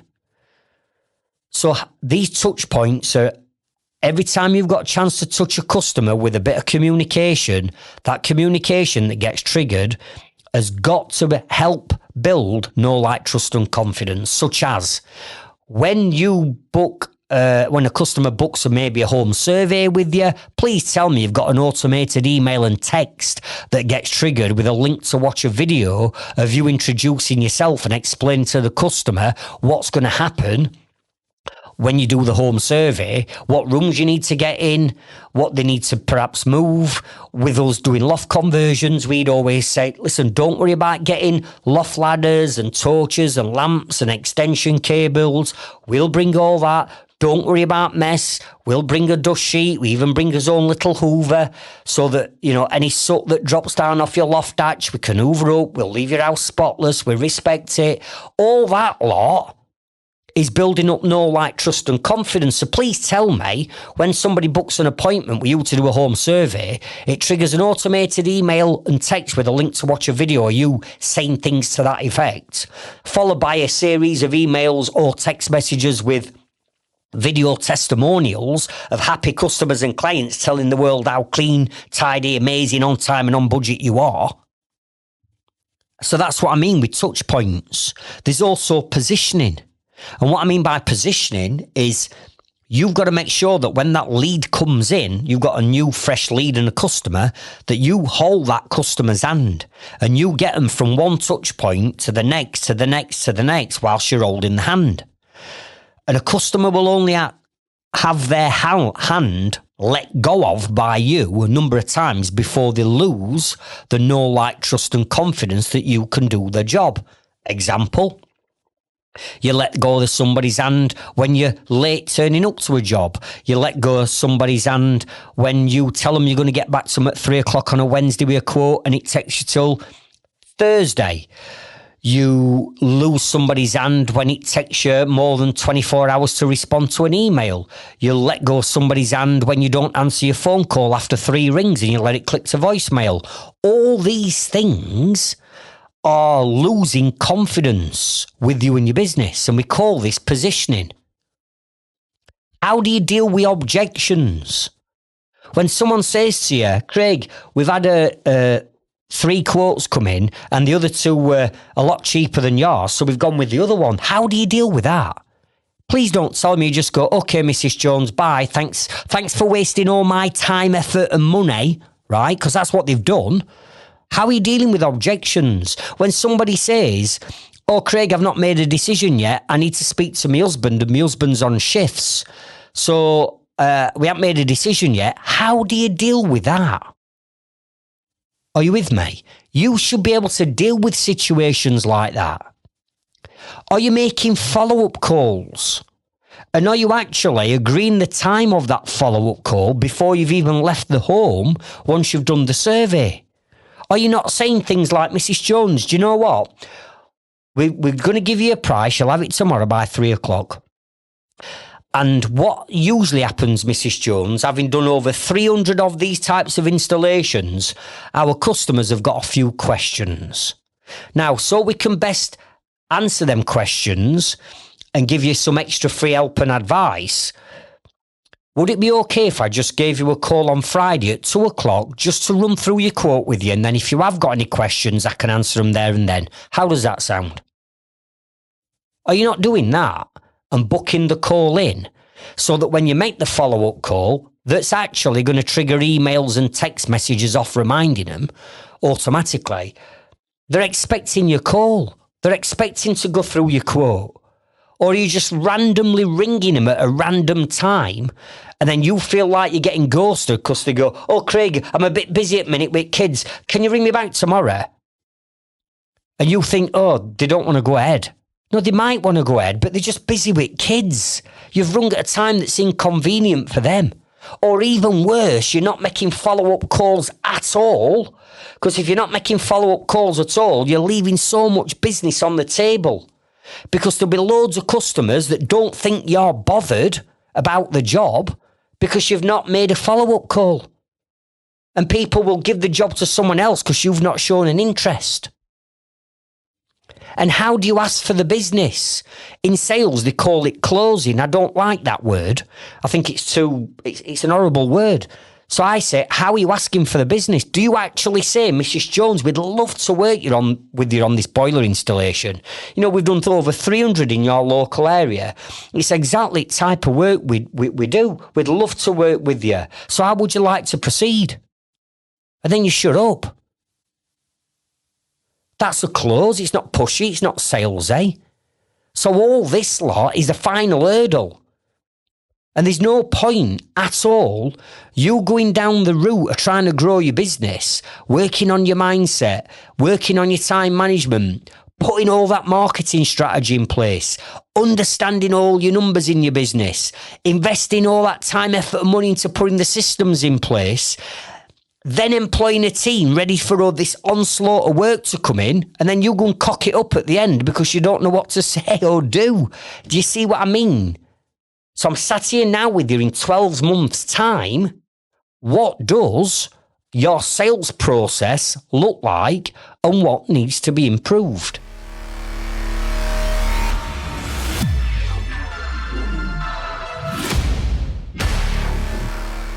Now, obviously, I've covered quite a lot of ground there so far in this episode. So what you might have to do is you might have to just listen to this episode a number of times, particularly these 7 areas that I've just covered.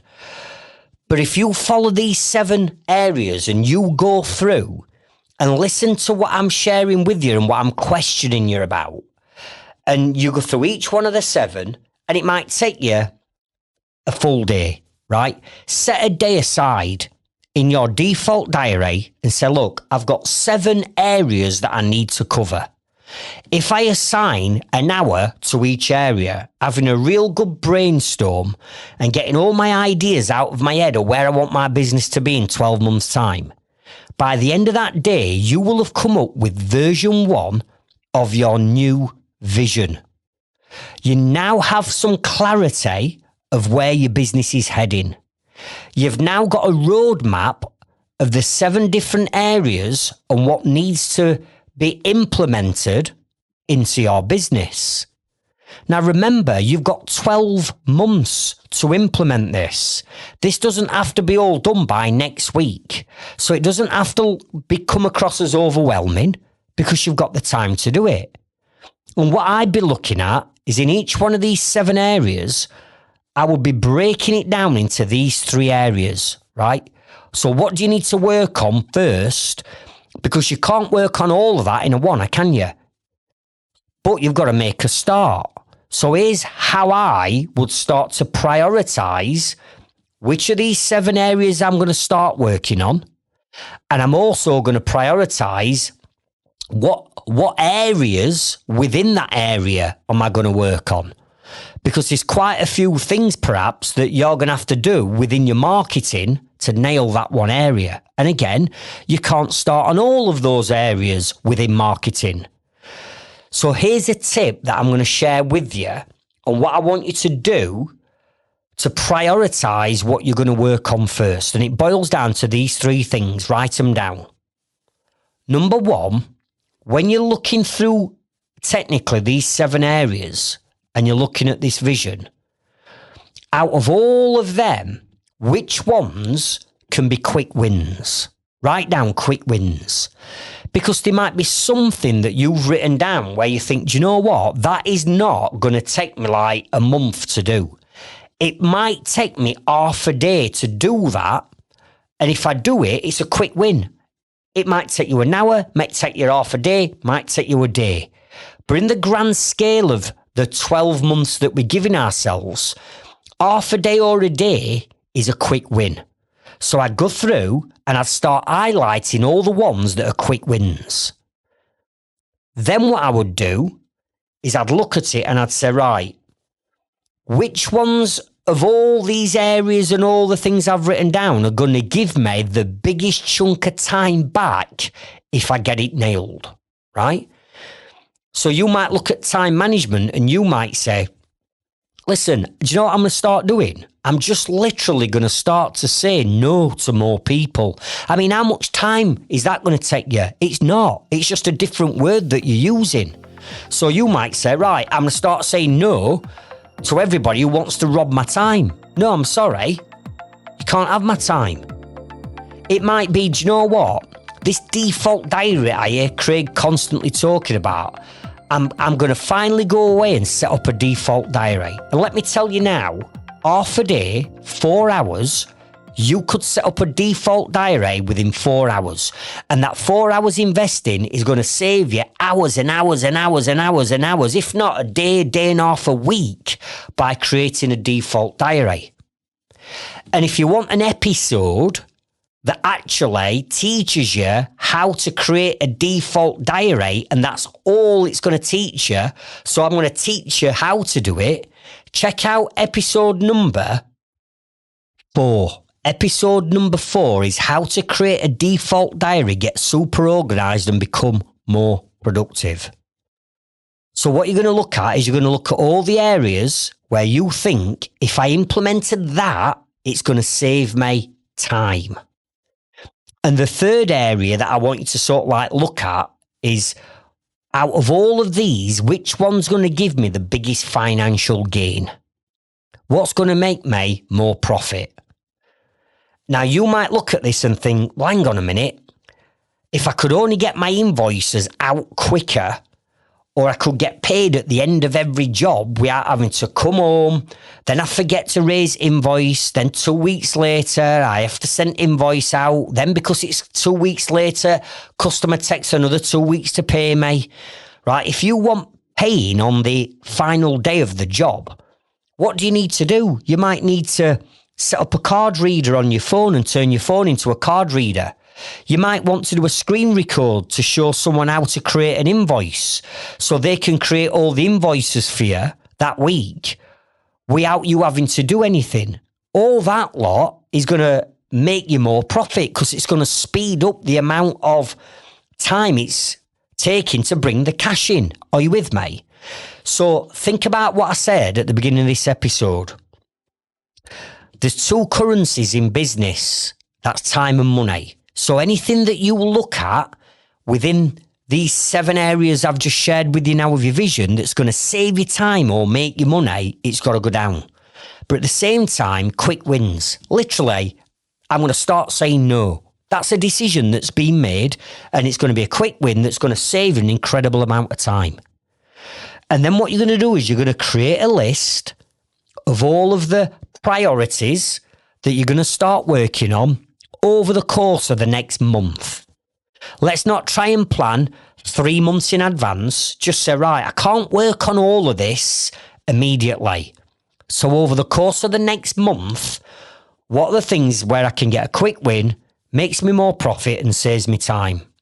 Identify what they are, make a note of them, and then you're going to go to your default diary and you're going to say, right, every week over next month, I'm going to dedicate a day a week to working on the business and working on this vision. And as long as you're setting time in your default diary to work on the business and you don't move that time for anything else, and that doesn't have to be a full 8-9 hour day in a wanna, it could be 2 half days. It could be 3 or 4 hour sessions over a week. Are you with me? As long as you're working towards getting some of these action tasks achieved within that first month, then all you do is you go back to your vision and you go, right, I've nailed them for month 1. Month 2, I'm going to start working on these. Right, quick wins, most amount of time back, most amount of profit. Right, I've got my list. I'm going to go to next month and I'm going to plan out all my time next month where I'm going to work on the business. And if you just did that, literally just that, over the first 3 months, you're going to see some massive, massive results starting to appear in your business.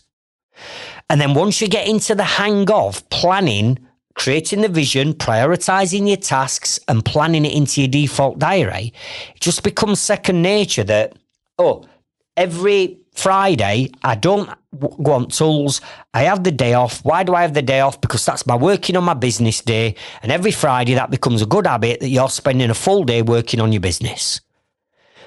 Now, if you did that for 12 months, then you're going to get to where you want to be, aren't you? And if at month 6 you think, hang on a minute, this is changing slightly. We've already established you can, right, let's do a version 2. You go through exactly what I've just shared with you on this podcast again. Where do I need to be in the next 12 months? And then you reset your vision. And on that second vision, version 2, you might have got some additional things added that weren't on your first one because it didn't matter to you on the first one. But on the second one, it does. And you just keep repeating that process. And if you do that, honestly, you will take your business so much further forward without being overwhelmed, without rushing around like a blue horse fly, without firefighting. Why? Because you're planning everything. Now, just a little disclaimer. I've given you those 7 areas, but actually when we do this on the inner circle, there's 12 areas. Now, the reason why I've given you these 7 is because these are the most important and these are the backbone of your business. However, there might be certain areas that you want to add into this vision process yourself. So you might want to add in customer service because you know that your customer service part needs to be improved. Okay, add an 8th area in called customer service. So you can add to this. These 7 aren't the be all and end all. You can make this more laser specific towards your business. However, these 7 have to go into every single business. Customer service might not be important to a lot of other businesses because they've already got it nailed, but you might want to improve it. So feel free to add more than 7 areas to it and then just follow the exact same strategy as I've just shared with you. Now, another important feature that I want to draw your attention to is if you're listening to our podcast episode on our website itself, not necessarily on Spotify or Apple or Amazon or YouTube, actually on our website, then you will see at the top of our website, we've got a topics section. And this topics section is going to filter down all of the different episodes that we've done in the following areas: finance, marketing, mindset, planning, systems, team, and time. So if you wanted to get laser focused on knowing more about marketing strategies, and you're on our website, at the top of the page, click the marketing topic tag, and that's going to filter all of our podcast episodes on marketing. Likewise, if you want to do one on systems and you need to learn more about systems, click the systems topic tag, and that will filter you everything down. I'd also like to remind you that the link for you to join our priority members waiting list to get access to the Trades Freedom Club new organisation and membership that's launching in January 2025. If you want the invite link to come and join us and become a founding member, please remember to click the link in and around the description of this episode to our members waiting list. And if you're still not part of our free, safe, thriving Trades Freedom Club Facebook group and community, again, click the link around the description and head over to our Facebook group. And remember, the business is never the problem. The problem is always the mindset of the business owner. Catch up with you on next week's episode, and I'll meet you at the top. Thank you.